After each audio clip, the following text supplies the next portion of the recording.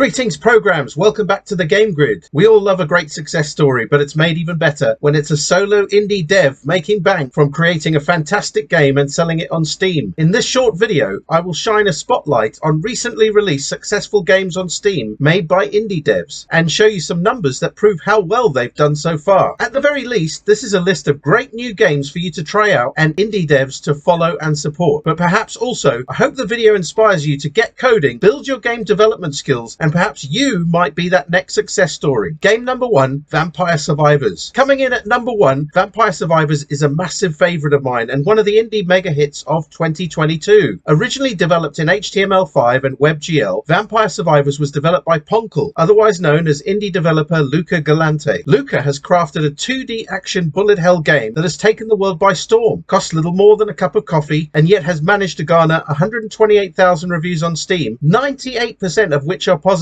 In doing so, he sold over 4 million copies of the game, generating $10 million in gross revenue. Incredible. Game 2, Tiny Rogues. Developed using Unity engine, Tiny Rogues harks back to the days of arcade ports to home computers and even includes digitally recreated scan lines and artifacts from CRT displays. Sound and visuals are used cleverly to transport you back in time to the heyday of pixel graphics and twin-stick shooters, but this time in a medieval fantasy realm. I've had many hours of fun with Tiny Rogues, and I'm not alone. Developer Ruby Dev has so far sold over 36,000 units for a gross revenue of $159,000 and counting. Game 3, Brotato. Brotato might just be one of the most successful games ever created using the Godot engine, which already makes it stand out. But aside from that, Brotato, developed by Blobfish, is also one of the only games where your main character is a potato, and certainly one of the only ones I can think of where you can wield as many as 12 weapons simultaneously, 6 on most characters. And similar to Vampire Survivors, it's easy to face a screen full of swirling bullet death and aliens ready to smash you. Nearly 10,000 ratings on Steam put Brotato as overwhelmingly positive, but it's in the units sold and gross revenue where things get very interesting for any would-be blobfishers out there. 300,000 units sold for a gross revenue of $1.2 million,